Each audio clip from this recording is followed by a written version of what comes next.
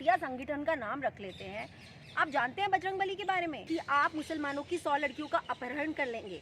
शर्म आनी चाहिए आपको, डूब के मर जाना चाहिए।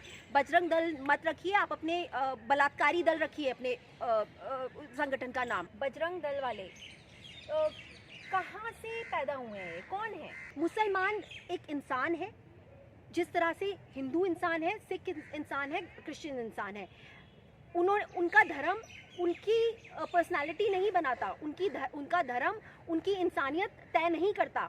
हर इंसान इंसान है। हिंदुओं में भी बुरे और अच्छे इंसान हैं, मुसलमानों में भी अच्छे और बुरे इंसान हैं। हम कौन होते हैं ये तय करने वाले कि उसका धर्म मुसलमान है तो वो बुरा होगा।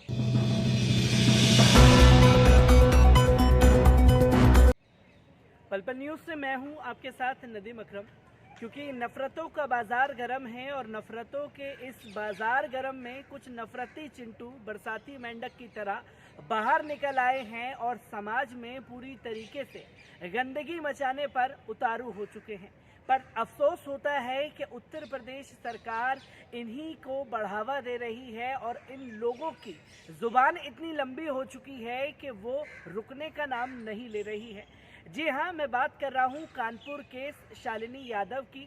शालिनी यादव उर्फ फिज़ा, क्योंकि पहले वो शालिनी यादव थी, शादी के बाद फिज़ा हो गई, मुस्लिम लड़के से शादी की तो बवाल मच गया उत्तर प्रदेश के कानपुर में। तो कानपुर से बजरंग दल के नेता बाहर आते हैं और कहते हैं कि वो भी मुसलमानों की 100 लड़कियों को अपहरण करेंगे और उनकी शादी हिंदुओं से करवाएंगे और उसके बाद उनका धर्म परिवर्तन कराएंगे। तो ऋचा किस तरीके से देखती हैं जो ये नफरती चिंटू जो हैं सामने आते हैं, किस तरीके से देख सकती हैं इनके बयान? देखिए, सबसे पहले मैं ये कहूँगी कि ये बजरंग दल वाले कहाँ से पैदा हुए हैं, कौन है, किसने बनाया है उनको? आप एक भगवान के नाम पर अपने घटिया संगठन का नाम रख लेते हैं। आप जानते हैं बजरंगबली के बारे में? ये वो भगवान हैं जिन्होंने आपकी हमारे राम भगवान की जो सीता उनकी बीवी थी, उनकी हमारी सीता माँ, उनको बचाया था रावण से। ऐसे संगठन का आप नाम रखते हैं बजरंग दल और उसके बाद आप बातें करते हैं कि आप मुसलमानों की 100 लड़कियों का अपहरण कर लेंगे।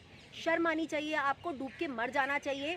बजरंग दल मत रखिए, आप अपने बलात्कारी दल रखिए अपने संगठन का नाम।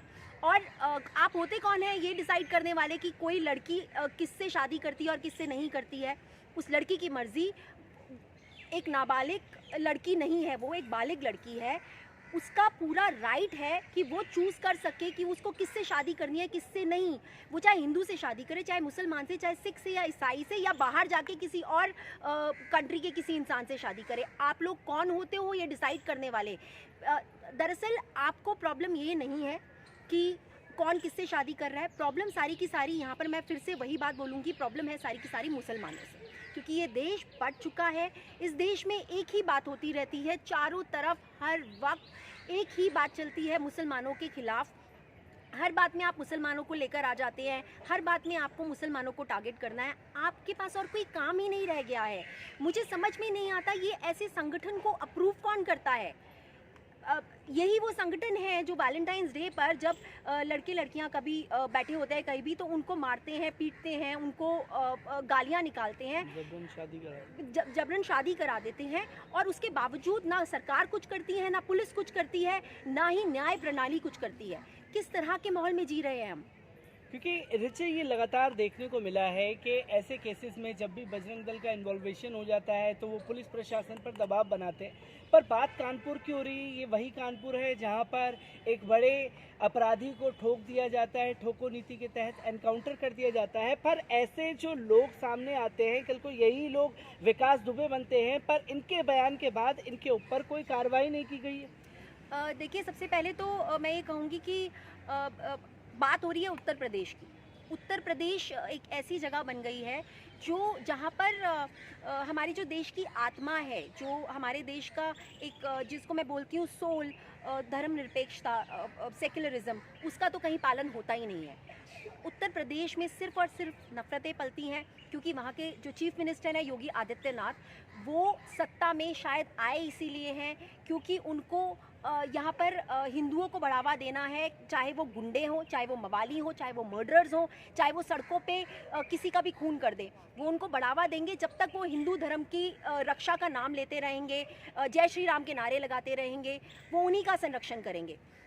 तो उत्तर प्रदेश में ऐसी घटनाएं होती रहती हैं और उत्तर प्रदेश में वो बढ़ावा देते हैं, तभी वहाँ पर विकास दुबे जैसे लोग उनको बढ़ावा मिलता है और वो इस हद तक जाते हैं कि वो पुलिस वालों तक को मार देते हैं। पुलिस उन्हें संरक्षण क्यों देती है? क्योंकि ऊपर से उन्हें ऑर्डर्स मिलते हैं। पुलिस मैं समझती हूँ कि उत्तर प्रदेश में जिस तरह से इतनी गतिविधियाँ हो रही हैं, मुझे नहीं लगता कि वहाँ पर पुलिस का कोई दबदबा है भी। वहाँ पर पुलिस का कुछ है ही नहीं। वहाँ पर न्याय व्यवस्था या वहाँ पर हम बोलेंगे कि वहाँ सुरक्षा लोगों की कुछ भी नहीं है।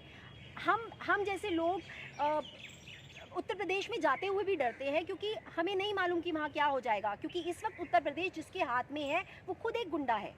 रिचा, मैं एक आखिरी सवाल आपसे लेना चाहूँगा, क्योंकि शालिनी यादव का केस आता है और सेम केस अलीगढ़ से आता है, मुस्लिम लड़की हिंदू बन जाती है, तो मीडिया ताली बजाता हुआ, गाता हुआ, डिबेट में मुस्लिम जो मौलाना बैठते हैं उनको चिढ़ाता हुआ नज़र आता है। अमीश देवगन कई बार और ख़ुद दीपक चौरसिया नज़र आते हैं, पर जब शालिनी यादव का केस आता है तो बोला जाता है कि ये जिहाद फैला रहे हैं। और जो ये नफ़रत है, हिंदू लड़की मुसलमान बने तो दिक्कत है, मुस्लिम लड़की हिंदू बने तो वाहवाही क्यों होती है? ये नफ़रत भरा चेहरा आखिर क्यों? देखिए, इसे ही बोलते हैं हिपोक्रेसी, जो कि कूट कूट के भर चुकी है लोगों में।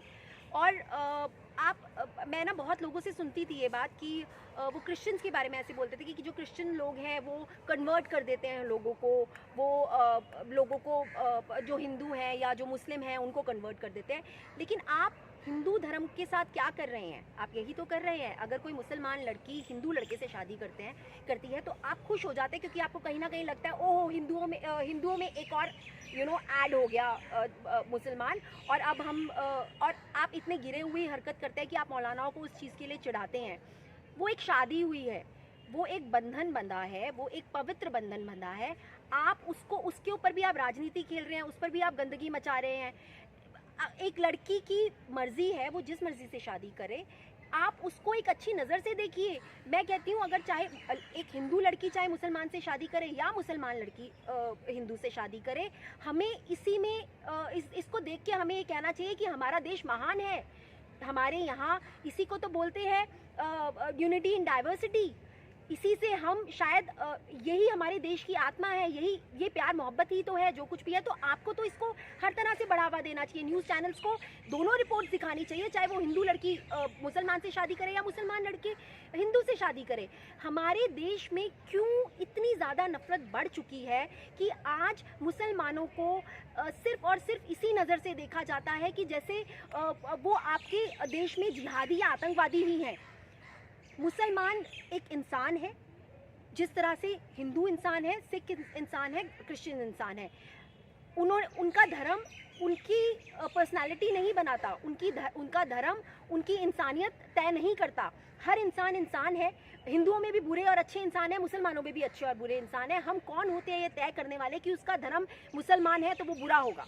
तो आप देख सकते हैं हमारे साथ रिचा शर्मा मौजूद थी, जिन्होंने बहुत बड़ी बातें बोली इस इंटरव्यू के दौरान। पर बात आती है संविधान की, क्योंकि संविधान ने हर किसी को अपने हिसाब से अपना साथी चुनने का अधिकार दिया है, पर कुछ शरारती तत्व इस संविधान की धज्जियां उड़ाने पर लगे हुए हैं। शायद बाबा साहब ने जब ये संविधान बनाया होगा तब ना हिंदू देखा होगा, ना मुस्लिम देखा होगा, ना क्रिश्चियन देखा होगा, ना जाति धर्म कुछ नहीं देखा होगा। पर अब इस संविधान को खतरे में डाल करके हिंदू मुसलमान की राजनीति में हर किसी को बांटने की कोशिश की जा रही है।